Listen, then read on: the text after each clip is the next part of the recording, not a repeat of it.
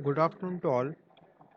So today in this lecture, today is the fourth lecture, and today we are going to study different hardware design of a PLC, means components incorporating the PLCs. So PLC, as you know, being a microprocessor based device, has a similar internal structure to many embedded control and computers. Okay, so a PLC consists of basic five components. First one is the central processing unit, which is CPU, then memory. After CPU, there is a memory. Okay, for example, RAM or ROM. Then input modules by which we can give the inputs to the PLC. Output modules by which we can connect the output to the PLC, and the main thing is power supply, which is required for a PLC to operate. These components are integral to the PLC controller. These are internal parts. Additionally, the PLC has a connection for the programming and monitoring unit, printer and program recorder. Okay, this is the hardware design of PLC. You can see here, this flow diagram is nothing but it is a design of basic microcomputer, including the PLC. The first component is microprocessor itself, which is a CPU. Okay, central processing unit. This is the heart of any PLC. Then after that, there are three buses by the way. First one is data bus, through which the data is transferred between the different components. Then address bus, which is used in order from microprocessor to the different inputs and outputs. And last one is the control bus, okay, where the control signals and control information is provided. After that, ROM operating system. ROM means random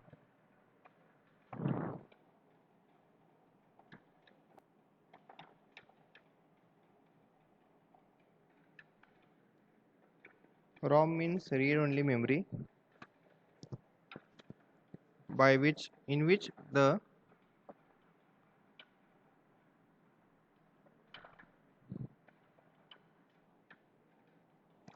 sorry for the interruption. ROM means read only memory, in which the are installed and operating system is installed.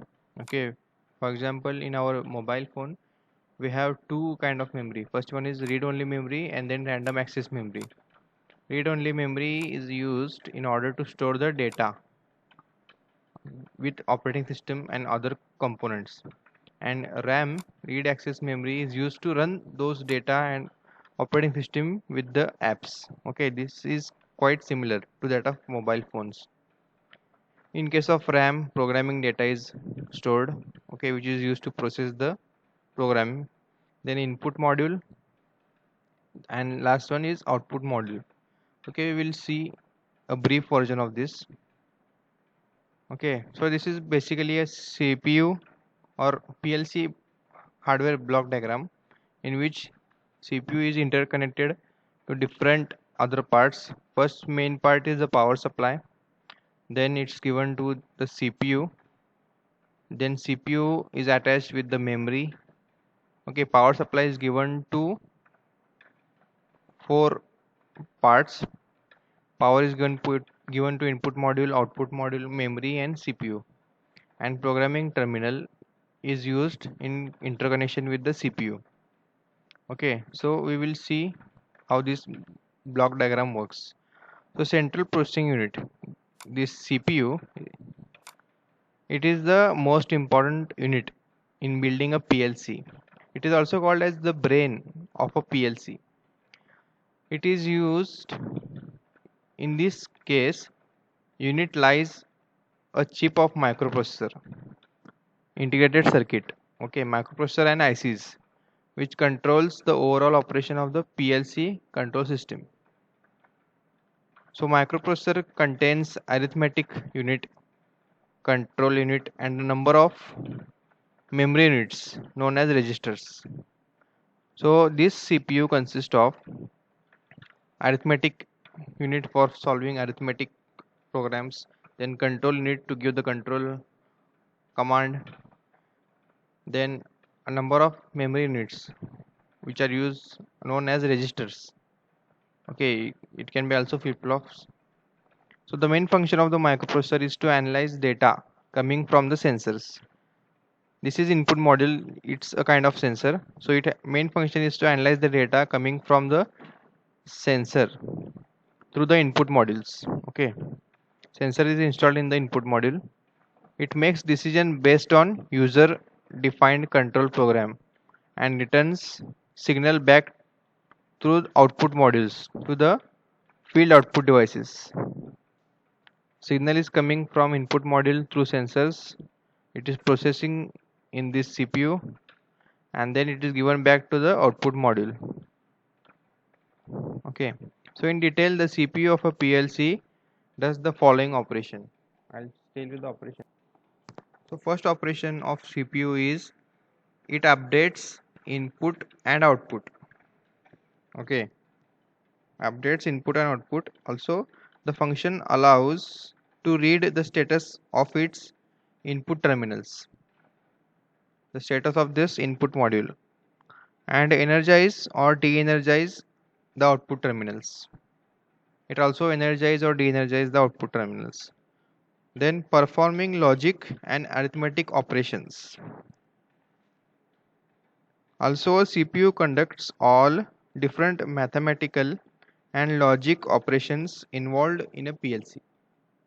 Okay, then the CPU communicates or interfaces with the memory. You can see here it is interconnected. Okay, the data is being exchanged from one side to another side in both directions. The PLC programs and data are stored in the memory. So when a PLC is operating, its CPU may read or change the contents of the memory location. Okay, and then other operations is scanning application programs. So an application program which is called a ladder logic program is a set of instructions written by a PLC programmer. Okay, it is here in case. The scanning function allows the PLC to execute the application program as specified by the programmer. And the last thing is communicating with a program terminal. So the CPU transferred program and data between itself and the programming terminal. Okay, so there is a both two directional information exchange between CPU, memory and programming terminal. Okay, next is this memory unit. So the functions is memory is the most important component that stores information, then programs and also data in a PLC. Okay, the process of putting new information into a memory location is called writing. Okay, so you can write programs here.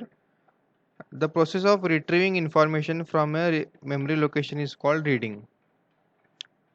Writing and reading is done in case of memory. It is quite same as that of our PC hardware, PC hard disk, etc. Okay, so this memory consists of two parts. First one is random access memory, as I said earlier, for running the programs and instructions. So RAM is a memory type of read or write and easy to program and can be repaired also. All users program are stored in the RAM. So the read indicates that the information stored in the memory can be retrieved or read, while write indicates that the user can program or write information into the memory. Also the data in the RAM would normally be lost if the power source is removed. So power source is very important concern. If it is not available, the data can be lost. This problem is solved by backing up RAM with the battery. Okay. Next one in this memory, second type is read-only memory or ROM. So Read only indicates that the information stored in memory can be read only and cannot be changed. Information in ROM is placed there by the manufacturer for the internal use and also operation of the PLC. So the system program is stored in this memory, this ROM memory. This program will not be lost when the power is disconnected. Okay. So special equipment is used to delete the program from this memory. So best example is, for example, our mobile phone. Whenever it is on charging, means battery is remaining of some percentage, you can run the applications from the RAM.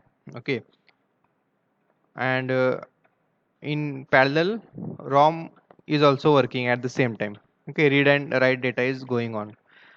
If the battery shutdowns, if the battery discharges and it becomes to 0 percentage, then what happens? Then the applications will closed. The mobile or the RAM, if it is disconnected from the power supply, it will close all the applications. It will switch off. And then when we restart our mobile, we cannot see the applications remaining. Okay, because it is not powered by a backup. So ROM is powered with no, ROM doesn't need any kind of power backup. Okay, it consists of the OS, so it will restart. But RAM requires power source. Okay, backup power source for the retrieval of data. Okay, next one is input and output modules. This input and output module. Okay.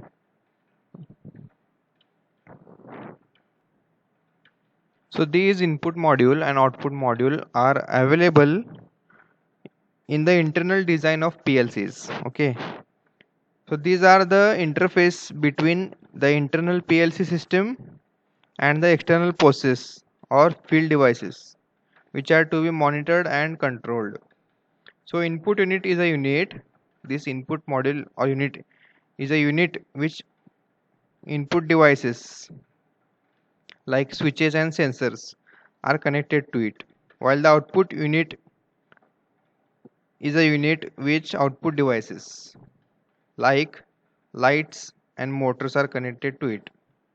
So as you can see, switches and sensors are example of input module, and light and motors are example of output module. So the main purpose of input output, this input output interference, is to condition the various signals received from or sent to the external input and output devices. Okay, it is for conditioning. The input module, this input module converts signal from discrete or analog devices into logic levels, okay, acceptable to the PLC processor.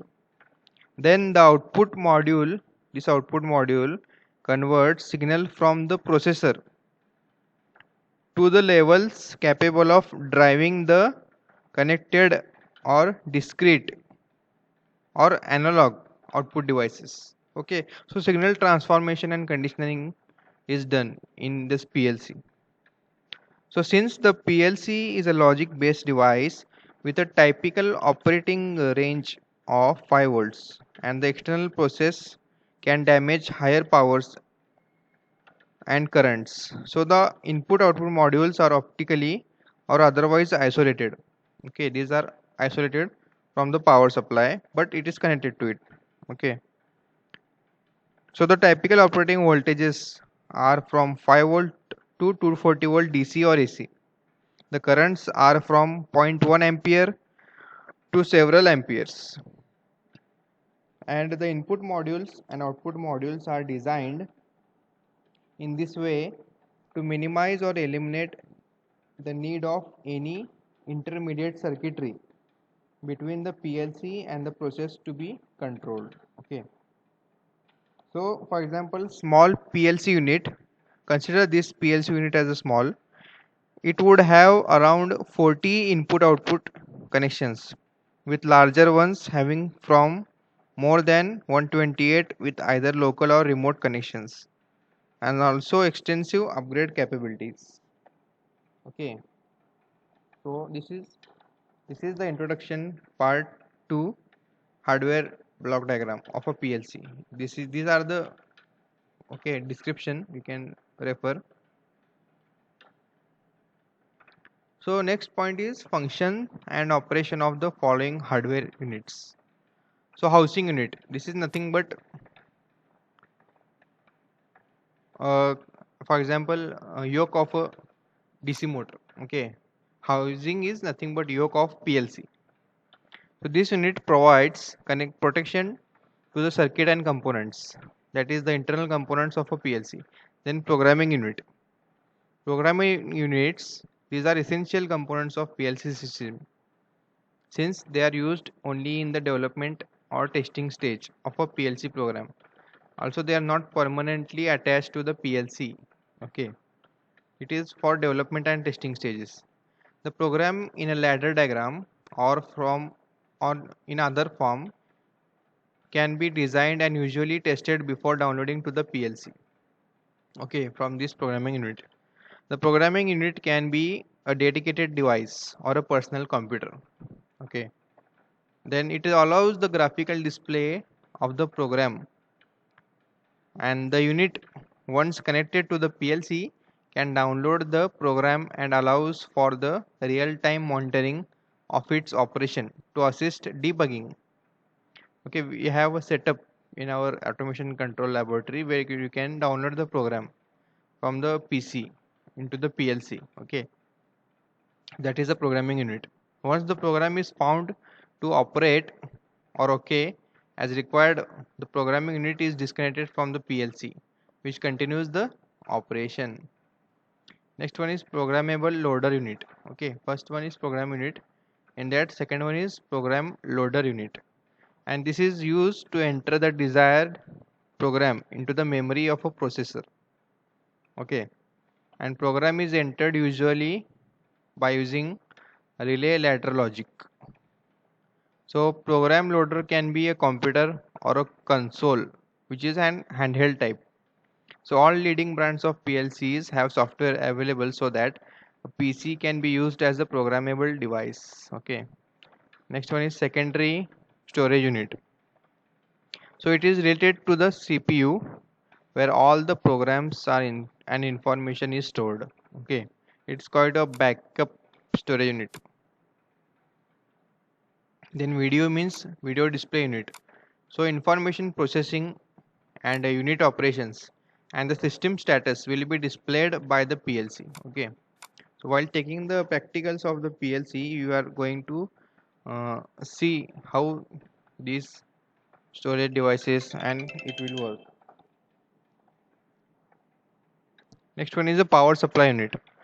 This is the most important and it provides power to the CPU input output.